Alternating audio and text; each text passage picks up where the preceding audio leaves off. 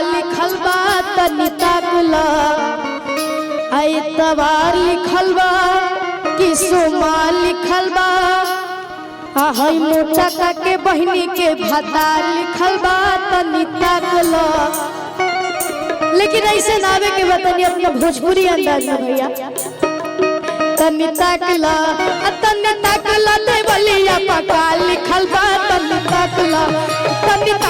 देवलिया पका लिखल बा तनी ताकला एतवार लिखल बा कि सोमवार लिखल बा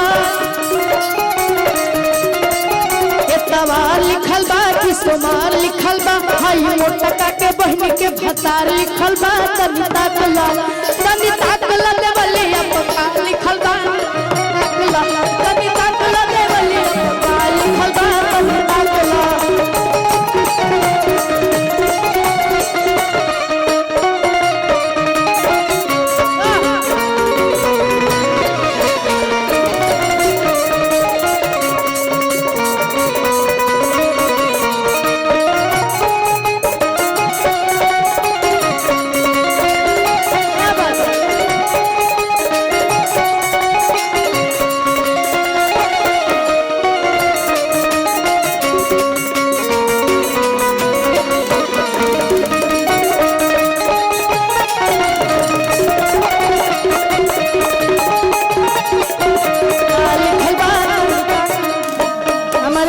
नगर के उपाध्यक्ष की तरफ से ढेर सारा आशीर्वाद आया है और माता रानी करे कि आप लोग ऐसे आशीर्वाद भेजते रहिए। किसका हाँ ले लीजिए। लेकिन जब ये बात सुने ले जा लड़का पार्टी के लोग तो जाना तनिका कहले जा भैया बोले ले जा कि चलो ठीक बा लड़की पार्टी के तरफ से तो हम लोग बोल दिलू जा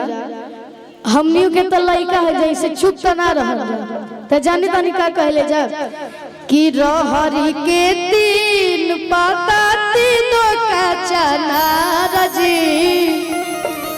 आवे के बाद भैया कि रहरी के तीन पाता तीनों का चना रजी रहरी के तीन पाता तीनों का चना रजी सारावा के तीनों बहिनिया सारावा के तीनों बहिनिया तीनों के तीनों खेला रजी सारावा के तीनों बहिनिया तीनों के तीनों खेला रजी।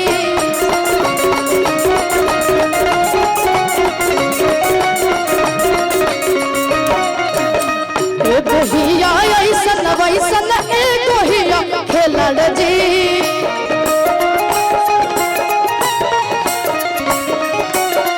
गोहिया ऐसन वैसन है गोहिया खेला जी किसर की हिया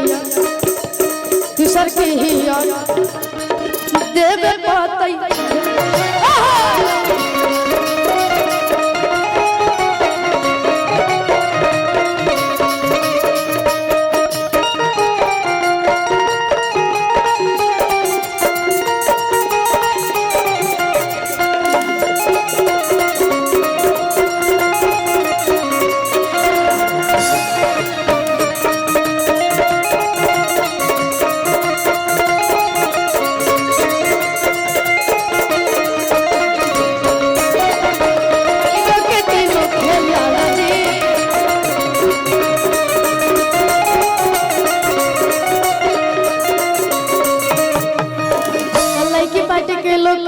चली समझी जी रहुआ बोल देनी लेकिन कोनो बात ना हम बोला तनी कि अरे सावन से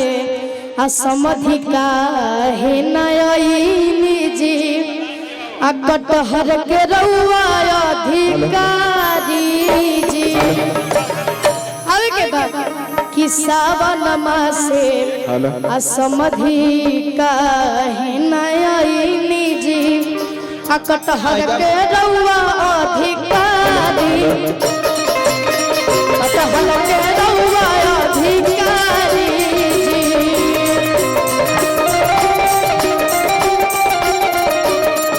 ए समझी जी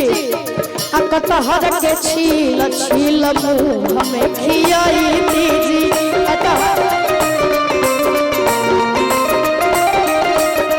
कटहर के छील छील हमें खियाई दीदी छिलका घुसई दीदी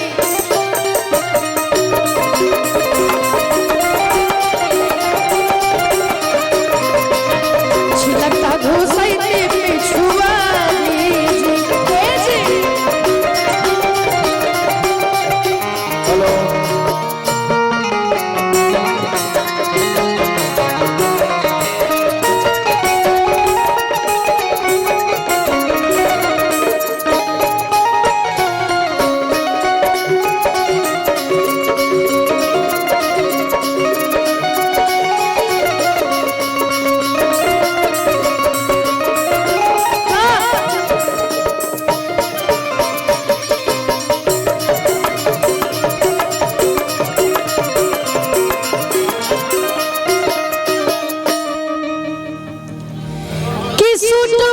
पेन्हला से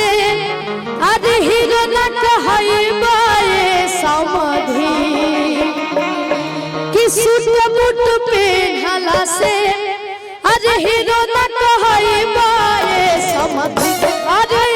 समधि तू तो बेड़ुए कहई पाए समधि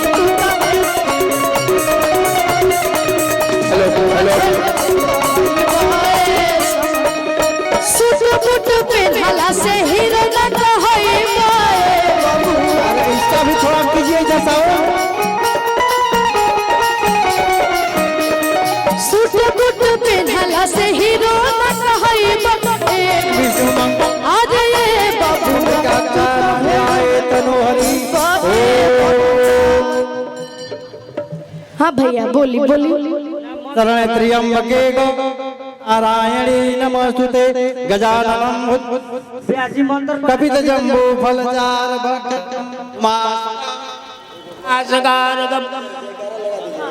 स्वरपाद पंकजम समुखाचैकदन्तं कपिलो गजकर्णं लंबोदरः सविकटो विघ्नासो विनायक धूम्रकेतु गणाध्यक्षो बालचन्द्रो गजाननं द्वादशैतानि नामानि जपठे सुनिया